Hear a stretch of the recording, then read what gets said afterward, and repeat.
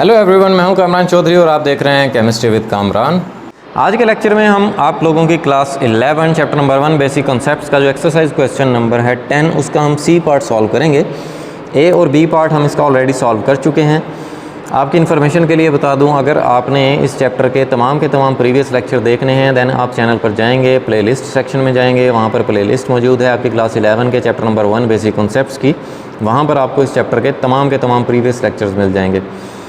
सो जी, question number 10 के जो C part है वो हम देख लेते हैं। उसमें क्या करना है आपने, calculate number of oxygen atoms.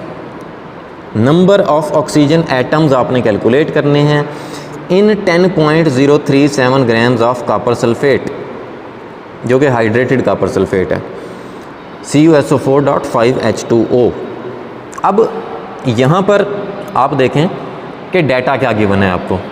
Data ये गिवन है आपको, mass of copper sulphate .5H2O, इसका मैस प्रोवाइड कर दिया। ठीक है, आपसे पूछा जा रहा है नंबर ऑफ ऑक्सीजन एटम्स आपने कैलकुलेट करने हैं। तो भाई डाटा तो हमें प्रोवाइड किया गया है कॉपर सल्फेट .5H2O का। ठीक है, हाइड्रेटेड कॉपर सल्फेट इसको आप बोलते हो। अच्छा, यहाँ पर थोड़ा सा मैं क्लियर कर दूँ, ये जो डॉट लगाकर 5H2O लिखा हुआ है, इसका ये मतलब है कि एक कॉपर सल्फेट के मॉलिक्यूल को ना 5 वाटर के मॉलिक्यूल्स ने सराउंड किया हुआ है, घेरा हुआ है। ठीक है, केमिकली कंबाइन नहीं है वाटर, फिजिकली कंबाइन है। तो इस वजह से हम लोग डॉट लगाकर आगे इस तरह से राइट कर देते हैं।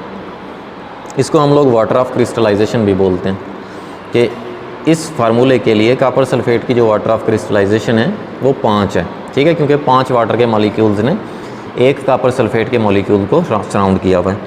बहरहाल हमें जो मैस गिवन है वो कॉपर सल्फेट का गिवन है। ठीक है, और हमसे पूछा जा रहा है नंबर ऑफ ऑक्सीजन एटम्स। तो हमें मैस क्योंकि कॉपर सल्फेट का गिवन है, तो आंखें बंद करके आपने सबसे पहले moles of copper sulphate find out कर लेने हैं, फिर उसकी मदद से हम लोग ऑक्सीजन के नंबर ऑफ एटम्स कैलकुलेट कर लेंगे।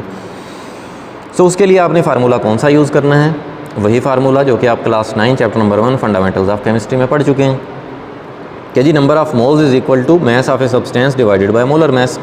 अब आपको मैस तो गिवन है कॉपर सल्फेट का, लेकिन मोलर मैस अभी आपको नहीं पता, तो आपने फार्मूले से मोलर मैस कैलकुलेट कर लेना है। मोलर मैस कैलकुलेट करने के लिए अगर आप देखें कॉपर सल्फेट को, तो आपको 4 तरह के एटम्स नज़र आ रहे हैं कॉपर सल्फेट में। ठीक है, कॉपर है, सल्फ़र है, ऑक्सीजन है और हाइड्रोजन है। सो कॉपर का जो मैस होता है, मोलर मैस, वो 63.5 होता है, सल्फ़र का 32 होता है, ऑक्सीजन का 16 होता है और हाइड्रोजन का 1 होता है। सो अगर आप कॉपर सल्फेट को देखें, यहाँ पर जो हमें फार्मूला प्रोवाइड किया गया है, इसमें एक कॉपर सल्फेट है तो 63.5 आ गया, प्लस एक सल्फ़र है 32 आ गया, प्लस यहाँ पर आप देखें कि 64 यहाँ पर लिखा हुआ है। ये 64 क्यों लिखा हुआ है, क्योंकि यहाँ पर 4 ऑक्सीजन नज़र आ रहे हैं आपको। एक ऑक्सीजन का 16 होता है तो 16 टाइम्स 4 64 हो गया। ठीक है, प्लस एक वाटर का जो मैस होता है, मोलर मैस, वो 18 होता है, 18 ग्राम्स पर मोल, क्योंकि 2 हाइड्रोजन और एक ऑक्सीजन, 16 + 2 18। तो क्योंकि यहाँ पर 5 वाटर के मॉलिक्यूल्स हैं तो 5 से आपने मल्टीप्लाई करवा दिया 18 को। सबको ऐड कर लेंगे सॉल्व करके, तो 249.5 ग्राम्स पर मोल ये मोलर मैस आ गया कॉपर सल्फेट का। तो सिंपली आपने फार्मूला यूज़ करना है, mess of a substance divided by molar mess. कर लिया हमने फार्मूला यूज़, मैस को हमने डिवाइड करवा दिया मोलर मैस से, तो फाइनली आपके पास मोल्स आ गए कॉपर सल्फेट के, विच इज़ 0.04 मोल्स। अब हमारा ये कंसर्न नहीं था, ये फाइनल आंसर नहीं है हमारा। हमने बेसिकली ऑक्सीजन के नंबर ऑफ़ एटम्स कैलकुलेट करने हैं। ठीक है, सो उसके लिए आप क्या करोगे, उसके लिए आप कंपेयर कर लेंगे सबसे पहले कॉपर सल्फेट के साथ ऑक्सीजन को। जैसे देखें, जो आपको फार्मूला प्रोवाइड किया गया है ना, उसमें टोटल 9 ऑक्सीजन के एटम्स हैं एक मॉलिक्यूल में। ठीक है, या इस तरह समझो कि इस कंपाउंड में टोटल 9 ऑक्सीजन के एटम्स हैं, 4 ये और 5 यहाँ पर लिखा हुआ है जो कि इस ऑक्सीजन के साथ है। सो अगर आप 1 मोल की बात करते हैं इस कॉपर सल्फेट की, सो इसके 1 मोल में कितने ऑक्सीजन के मोल्स होंगे, 9 मोल्स होंगे। ठीक है, लेकिन हमारे पास जो कॉपर सल्फेट की वैल्यू है वो कितनी है, 0.04 मोल्स। तो हमने 1 मोल में देख लिया कि 9 मोल्स ऑफ ऑक्सीजन एटम्स होते हैं। तो 0.04 में कितने होंगे, तो 0.04 को दोनों तरफ मल्टीप्लाई करवा देंगे, इस 1 के साथ भी और इस 9 के साथ भी। तो सिंपली आपके पास जो मोल्स ऑफ ऑक्सीजन एटम्स आ गए इन 0.04 मोल ऑफ कॉपर सल्फेट, वो आ गए 0.362। अब ये भी फाइनल आंसर नहीं है, आपने number of moles of oxygen atoms नहीं कैलकुलेट करने, आपने नंबर ऑफ एटम्स कैलकुलेट करने हैं, नंबर ऑफ ऑक्सीजन एटम्स। अब आप देखें कि किसी भी सब्सटेंस का जब आपके पास 1 मोल होता है तो उसमें एवोगैड्रो नंबर के इक्वल पार्टिकल होते हैं।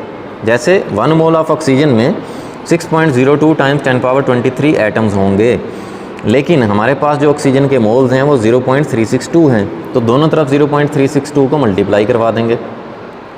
तो यहाँ पर आ जाएगा 0.362 मल्टीप्लाई बाय 1, 0.362 ही बनता है। 0.362 को आप मल्टीप्लाई करवाएंगे एवोगैड्रो नंबर से, तो फाइनली आपके पास 2.18 टाइम्स 10⁻23 एटम्स आ गए। ठीक है, ये हमारा फाइनल आंसर आ गया। दोबारा से देख लें कि देखें जो डाटा आपको गिवन होता है उसी के अकॉर्डिंग आपने चलना होता है। जैसे मैस ऑफ कॉपर सल्फेट आपको गिवन था तो आपने उसके मोल्स कैलकुलेट कर लिए, ठीक है, फिर उससे कंपेयर करके आपने ऑक्सीजन के मोल्स कैलकुलेट कर लिए। जब मोल्स आ गए ऑक्सीजन के आपके पास, देन फाइनली आपने नंबर ऑफ़ एटम्स कैलकुलेट कर लिए। ठीक हो गया। तो होपफुली आपको ये क्वेश्चन बड़े अच्छे से क्लियर हो गया होगा।